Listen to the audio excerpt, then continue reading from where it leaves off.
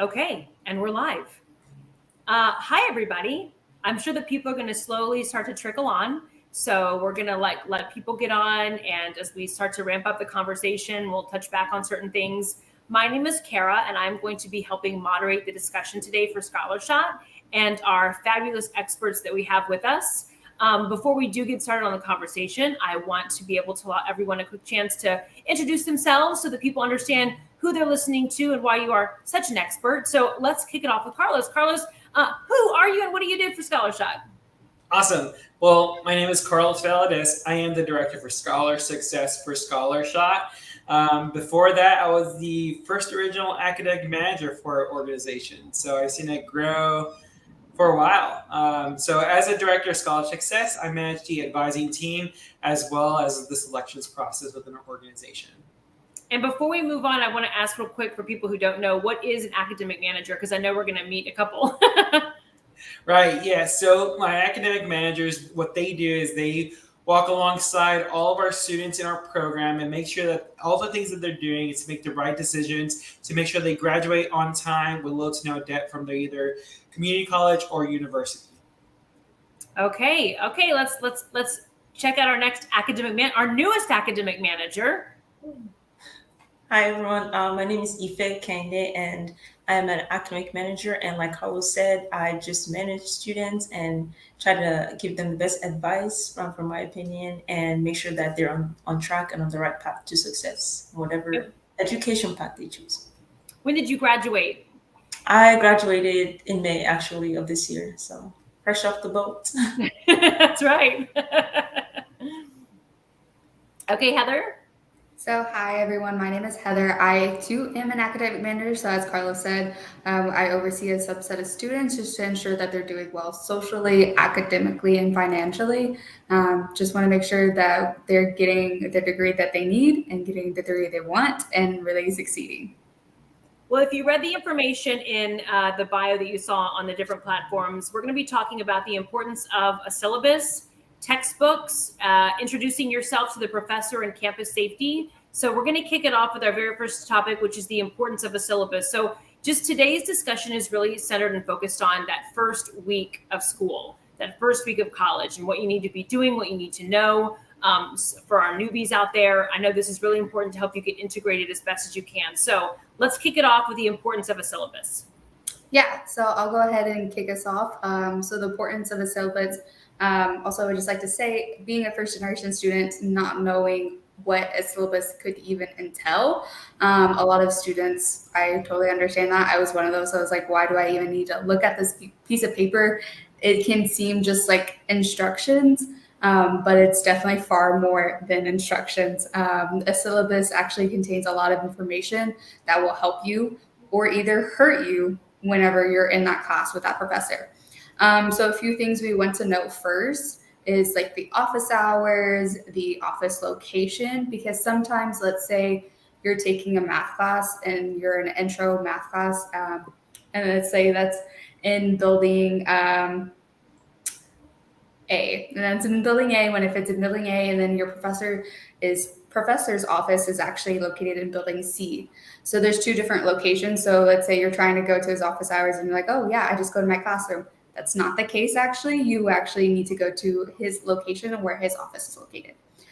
So keep that in mind. There usually are two different locations for where the class is held and then where he or she holds their office hours. It also contains their contact phone, their contact email, in case you can't reach them or you just need to get a hold of them ASAP. Not only that, it does involve the course description. So the course description is important because it helps you with your degree plan. So let's say you are wanting to major in something, let's say science related, you need to make sure that this course does apply to your degree plan. So the course description helps to see if it's applicable to your degree plan. And then there's the course objectives. This is pretty much kind of the expectations of what you're going to be doing and the outline of what you will be doing and how you will apply the information you're learning over the course. Not only that, it tells you about your textbooks, what textbooks are needed, additional textbooks or textbooks that are kind of support the material that the professor will be using. Not only that, it can also show you where the library resources are. So let's say you are needing a textbook and you can't unfortunately afford to buy it or rent it, you can rent it from the library at no expense. Or if there are any articles or short reads that your professor wants you to look over, like articles, you'll find that in your library resources. And then a few more things. The last one of the subjects of about procedures, and your procedures shows you how much everything is weighted. So let's say your quizzes, this piece is important because let's say your quizzes are weighted 20% and you don't do as well in them, you can account for where I can improve. Not only that, it shows where your attendance, if attendance is required. For some schools and some universities, attendance is required. So that means if you miss more than 10% of your classes, which is about like 3 classes, if you miss 3 classes, your grade is already lowered from an A to a B. So keep that in mind and look at those details of what the syllabus is. The syllabus contains so much important information and contains your grades. To recap everything, your grades of how much everything will weigh, of how much you will need in order to get in the desired grade you want, a C, a B, or A. Not only that, it tells you about the office hours, the office location, and just everything in between about the due dates. The due dates are very important. And also sometimes your first week in school, the professor will ask you to look over the syllabus, and that will contain a quiz. And it's just like, hey, review this. Did you review this? Did you not review this? And that's a quiz grade within itself. So yeah, short synopsis of the syllabus real quick. Sounds like a trick almost. They want to make sure that you're paying attention out of the gate. Yes, it is a trick, pretty much. That's what the professors do. They'll get you. Okay, no, that's great advice, and I don't know that people realize. I mean, 3 classes is not a lot when you're talking about lowering a grade level, or a grade percent average. I know it just may not seem like a lot, but it is. That's a lot, and it can affect you because that could affect you from getting either a 69 or a 70, which is a D or a C. Completely different grade point average too. Great information, guys. Anything else you want to add to that or comment on it? Yes, of course. So with the syllabus specifically as well, like most professors really don't want to trick you, but although it does seem like that, but they also want to make sure that you know exactly when your exams are going to be and those exams are going to cover. And so it's a good way of using that to really tailor your study skills moving forward and just start seeing like what you should be covering, what you should be studying moving forward within that syllabus. They want to make sure you're paying attention, obviously, right? I get that.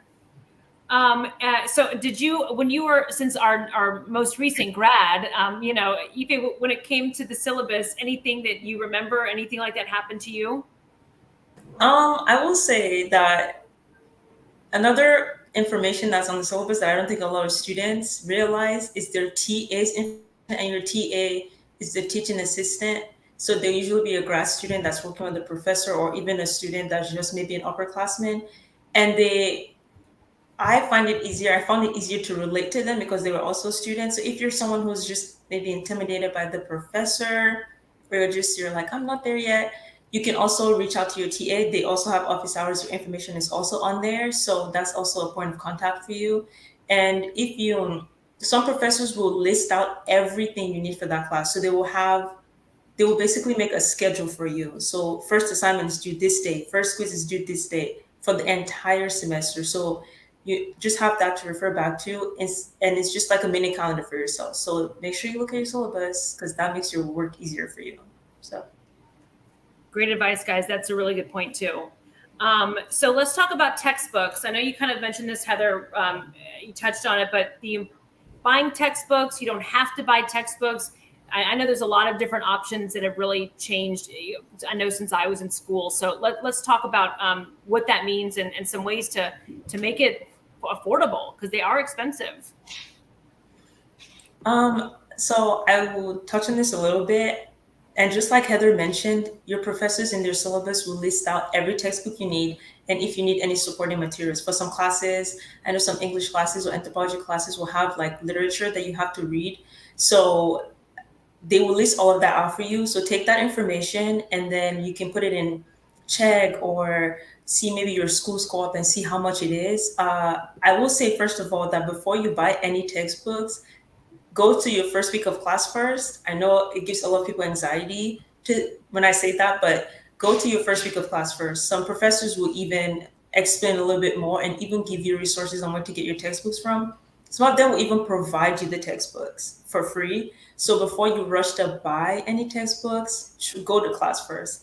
And then this is a tip that a lot of students don't know, but go to your school's library before you buy a textbook, check if it's in the library. And if they don't have it, check if you can request it from another library. I had a couple of classes where it wasn't in my school's library, but I requested it. And so they sent it from another library to me, and I just returned it and they can send it back. So that is a tip that not a lot of people use, but check out the library first. And then you also have places like Chegg where you can rent textbooks from. I rented half my textbooks from Chegg and you can return it. That's like almost a quarter the price, honestly, than buying the new textbooks. And so use that resource. But I would say for Chegg, it's important to go fast. Like once you get that information from your professor, go immediately because a lot of people try to rent out, so they might get it before you. So just check and get it as fast as you can after you go to class first.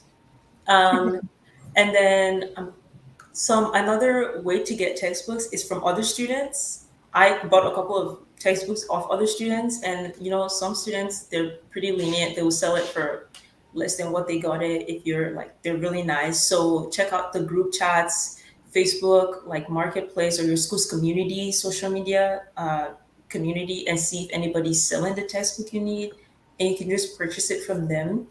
And finally, check online if it's free. I know there are a lot of times if you go online, some textbooks, because it's been around for a while, they'll have a free copy online or even lesser than the price of renting it. So that's also another option for you to get access to your textbooks. So, try all of these first before you drop the stacks for a whole new textbook. I know some classes, some professors will require you, like some professors write their textbooks. So in that case, you might have to purchase it because they wrote it themselves and you can't find it anywhere else. But other than that, you should be able to find most of your textbooks. Do you feel like professors are more understanding when it comes to different avenues now of getting these books? I mean, with the fact that they're so expensive, if you want to buy them new? I think so. I think a lot of professors are aware that textbooks cost a lot, and most professors are nice, honestly, and they will provide you resources to get them, or even provide you textbook, like I mentioned before. But I think they're more understanding now. The only time that would be an issue is, again, like I said, if the professor wrote the textbook and they don't really have another means for you to get it except buying it from like the school. But I think they're very much understanding. And sometimes if you reach out to your professor and say, I'm having a hard time getting this textbook, I'll get it by this time, they will even give you space if, for example, you have a quiz or something coming up. So it's about communication. If you're going through a hard time, let your professors or TA know that you're having a hard time getting this material. Anything anyone would like to add? Carlos, Heather? I think Ife did a great job at covering it. Textbooks you do not need to buy. You do not need to spend $500. You can spend $50. Yeah. And think about it. You can save yourself $400 and use that $400 to treat yourself. I mean, one thing, though, it is important to do is look into getting all of these resources as soon as possible. You don't want to let certain things, if you do need the book to be successful in that class, you want to make sure you get that book as soon as possible. Don't wait until midterms, the finals, to start going over that book. Sometimes these classes they'll try and teach you how to think critically, and a lot of it's like a lot of information that cannot be covered in class. And so make sure you are using those books well. Another idea is even looking at maybe places like Half Price Bookstore. We're not sponsored. Half Price Bookstore, or maybe even consider looking at maybe one or two editions below the newer edition of that book. Sometimes they just change the phrasing or verbiage, or maybe switch a chapter around, and that's all the difference. And so really look to see if that's a possibility for you. All right, guys, great information. Okay, our next topic, introducing yourself to the professor. I tell you what, I'll be honest, I was not good about this when I was in school, and I regret that because in my mind, it was this very separate relationship, right? And maybe there's the intimidation factor as well. Let's talk about that. Yeah, I'll definitely love to talk about that. So, talking to your professor, it can definitely be a resource that's quickly forgotten. Your professor, like they are experts in what they're teaching, and so it's really good to be able to go to them to be able to get that additional assistance to understanding the material. Not only that, they are the ones that are kind of building your test, so they know what's going to be on that test. So why not go and start building that relationship to be able to possibly maybe help you out? So with specifically developing your relationship with your professors, as Heather mentioned, within the syllabus, it dictates like how you can reach them, when their office hours are, and where they're located. And there's a reason why they do that. They want to be bothered. They want to be able to see the student that they're teaching, to be able to work through the stuff. And so go visit them within the first week. At least introduce yourself to who you are and just getting a little bit of a perspective as to how this professor decided to be a professor, or maybe the fields that they've gone and studied. Get to know them. They are people too. But as you go throughout like your study material and your study habits, make sure that you go and use your resources with your professor and go with questions beforehand. Don't just assume that if you just go visit that they're just going to immediately give you all the information that you need. They're expecting you to kind of have already worked with the material to be able to then go and get that clarification with them and really develop, once again, that relationship. Professors are not going to spoon feed you the information. So you want to make sure you go in there already have done some work.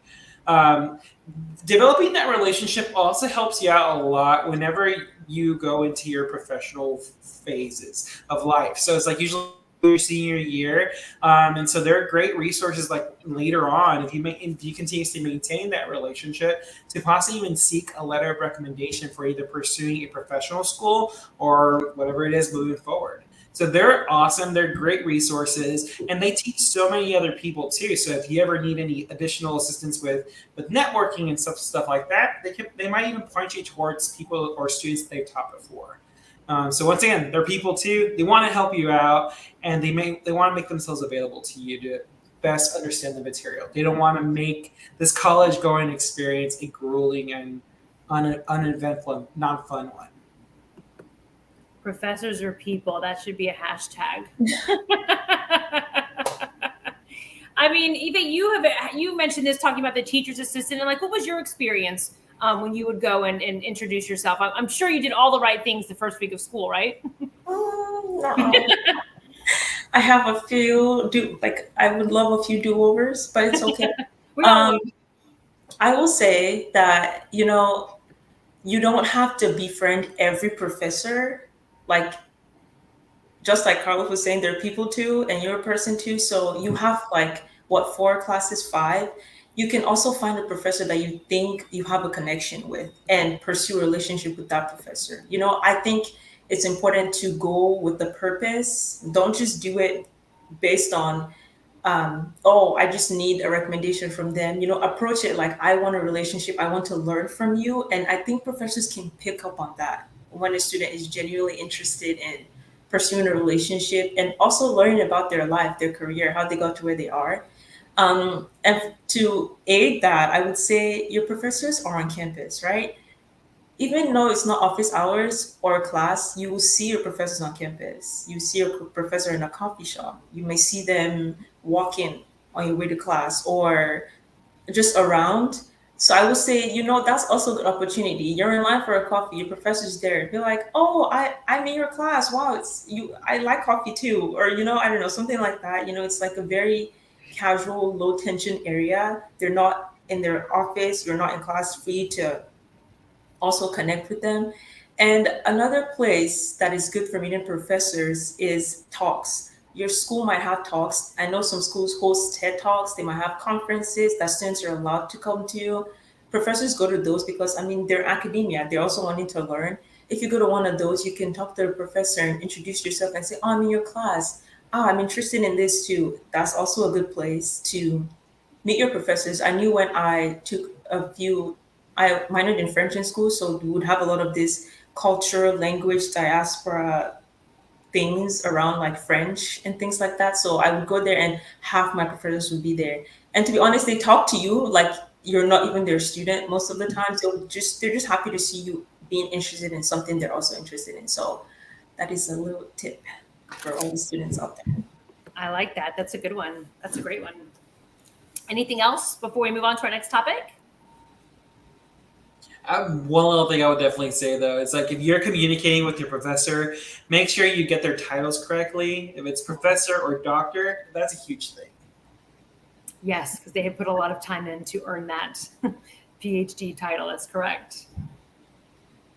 Okay, so let's move on to our next topic. And this one is having to do with safety, which, you know, I really, when we were having our chat the other day, I had not really considered, you know, because you're so focused on like, you know, making sure you're getting your syllabus looked at and all these other things. But there's also a lot of stuff happening outside the classroom. Yeah, for sure. So this is a big thing for me personally because I went to school in a big city and you hear stories and you want to make sure you're protecting yourself and your friends in school. So first thing I will say about safety is your campus will send out notifications. I know a lot of people don't check their school emails. Check your school emails. You know, when they send out that alert, like, okay, there's something going on this side of the street, or there's this event happening, or this accident happened, you want to be aware of that even before you leave. So don't ignore your school emails. Check them. Whenever you see that alert, read that email to know what's going on. And I will say that I know first week of school is so much happening. Everybody's maybe going out, attending events, going to organization events, or even, you know, going to more fun things like parties and things like that. I would say, please be observant. First thing, if you're going to go out, don't go alone, go with your friends and leave with your friends. Leave with the people you came with. I know it's like we're going back to what our parents thought, like told us when we were younger, stranger danger. Don't leave with strangers, please. You know, if you come there with your friends, leave with your friends. Do not leave without anybody that you came with. Carry protection when you're going out. There's handy pepper sprays, there's tiny tasers you can take with you. You might not need to use it, but it's better to be safe than sorry. And even if it's not happening to you, you might see somebody else who might be in need of help. And if you're in a position to de-escalate or the situation, you can do that because you have the proper equipment.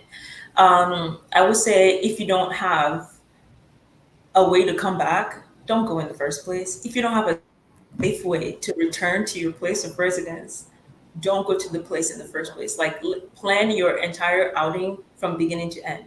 Don't just be like, oh, we'll figure out how to get back. No, you need to know who's going, how you're getting there, how you're coming back, and making sure that you're coming back in one piece. And I would say also be aware of time. I know sometimes you're not just going out, you might be going to study or things like that. So be aware of time, right? I know sometimes we get into it, but if you're not studying somewhere that's close to your dorm or your apartment that you have to walk back from, be aware of time. Don't stay out too late. I know we want to study and get stuff done, but walking back from the library or a study building at 3 when the campus is absolutely dead and there's nobody there is pretty dangerous, and we don't want to put ourselves in situations like that. So be aware of like your environment and time. And if you're in a situation where time escapes you, just stay where you are. That is my opinion. To better be safe than sorry. If you go see your friend and you're like, oh wow, it's 2 a.m. now, just stay there and leave in the morning or early in the morning. Or unless you have a safe way to get home, just remain where you are, where you're safe. I think those are my tips. I don't know if anybody else has anything to add to that, but Yeah. I think those are all wonderful. I'd love to hear what you guys think too. I mean, especially just being the fact that you graduated, you get it. You hear the stories on campus. I'm in the news. I read the stories that happen. So, Carlos, what were you going to add? Yeah, I mean, college is definitely meant to be a fun experience overall, but there's definitely the reality is that it's not always there's the quote unquote dark side of what that is. And so I think it's maybe trusting your gut in these situations. If you don't feel you're in a safe space, or if you don't feel comfortable walking home or to your dorm or anything like that, like, seek help. Don't be afraid that people are not going to believe you, or people are going to completely gaslight you in any form of way. It's like, your safety is essentially your priority, and it's your responsibility. So if you don't feel safe, seek help out. So with a lot of campuses out there, there's a lot of resources that either you can call a specific phone number and someone can help escort you to and from different buildings. If you're like late night studying at the library, you have to get to your dorm, you can call that. They will walk with you to make sure you are safe. Or there are also campus organizations that coordinate drives or transportation to and from certain situations for your safety. So I would recommend seek those out, and don't feel embarrassed or anything like that to call those. There's a reason why those exist. It's for your safety. And so so I think it's definitely it's definitely a sad thing to come to realize, but it's, once again, it's the realities of what the world is. And can I just add one thing too? If you are going to carry that mace and whatnot, get familiar with it, I would say. I'm not saying, I think that I remember carrying it, and I don't know that I necessarily knew what to do if I had to use it, right? So, I mean, you can buy them pretty inexpensive and in a safe place. I just at least tried one of them out, right? To see, like, what does it feel like when I press it? How much is going everywhere? You don't want to get it on yourself. You know what I'm saying? So I know that I've done that in a self-defense story that I did, and making sure that you're comfortable with whatever you have so that it can't be used against you. Yes. I would like to add one more thing. Yes. My last thing is I don't know why this is a trend, but to lock your doors. I know it may seem inviting to just have your door open and allow your friends to come in and out as they please, but that's also how a lot of crime does happen, and how you can put yourself or your roommates in potential danger. Not only that, you can get things stolen. If you have animals while you're in school, they can run away. It is a trend. I don't know why it is a trend sometimes with college students. They're like, I'm free. Anyone can come over, which is totally understandable. Yes, but make sure you lock your door, because also I've heard while I was in school that a lot of people, or while you're sleeping, someone will walk in and just stand there at the edge of your bed and just watch you. That happened. I heard that story many times, and they would send it through our campus alerts. So make sure you're locking your doors, your windows. I know it may seem really fun and relaxed, but please lock your doors. Really good point. I understand that, especially if you're in a dorm. You think, well, I'm in the dorm, I'm already inside, I'm safe. So that's a good point. Anything that people need to know? I understand that you all have, kids that you're managing as academic managers and that sort of a thing. But for people who are not, with Scholarshot, what would you suggest they do as far as resources go? This is a good opportunity to push the website, the app, anything you want to let people know that's on there.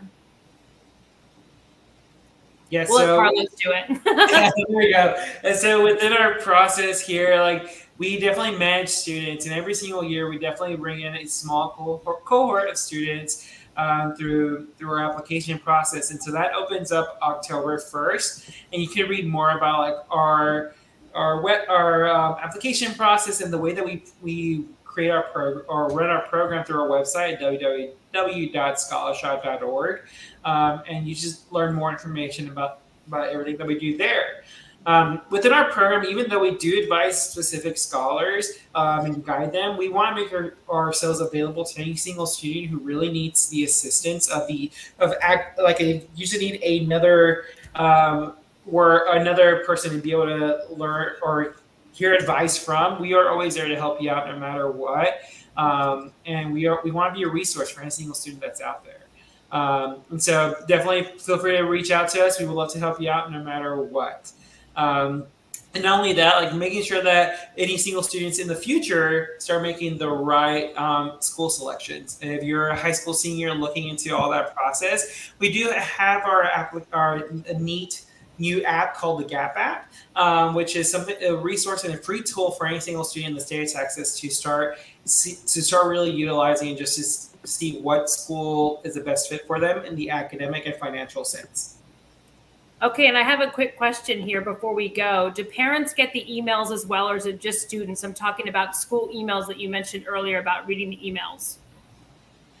I think parents get them too, because I know occasionally my mom will get something and then she'll text me about it so occasionally I think they get it too. I'm not Okay. sure if that's the same for every school though, but Yeah, what happens in certain situations whenever students begin the college process, that there's like an underlying assumption. It's like, oh, they are grown, they're independent in the sense, and so usually emails only go to the students, but there is then the neat opportunity of having an additional email under your profile, which is either their parent or emergency contact, and they sometimes will receive that. But in order for you to do that, it's either through FERPA requirements, which is the Family Education Rights and Privacy Act, and there's something that usually you have to sign to let the parent know your information. Okay. And then one more question here too. Let me find it real quick. Go back into our comments. Are there Carpool or Safe Ride apps? Yes. I know that for Texas A&M University and College Station, there was called Carpool. There's different apps. There's usually on campus, they'll hold a booth or a number. Sometimes on your student ID, they'll have the number 2 as well, in order for you to call and to get in line, and so someone can come pick you up and drop you off. Let's say you are at a party and you need to go home, they will come and pick you up. If it's 2 a.m., 3 a.m., they are always on call. And I think maybe someone else might have some information too. For UT Austin, I know they had a thing called Sure Ride, but that was mostly around the campus area. But they did also, just like Heather mentioned, have a number in the back of your ID. So maybe everybody should actually look at their ID and see to check, because I remember my ID had a number at the back of it too about like safety. So Okay, good to know. All right, guys, those are the questions. That's been about a half hour. Wonderful information. If you missed anything, we're going to make sure that this lives on the YouTube page. So share and subscribe, and also going to be on Facebook and LinkedIn. Again, share with people who are going to college, who have children who are going to college, for students who are going to be doing any of that kind of stuff. Great information. You all did a wonderful job. I appreciate it. And I know so many others do too. Yes, thank you. Thank you. See you on the next one. Bye. Bye, guys.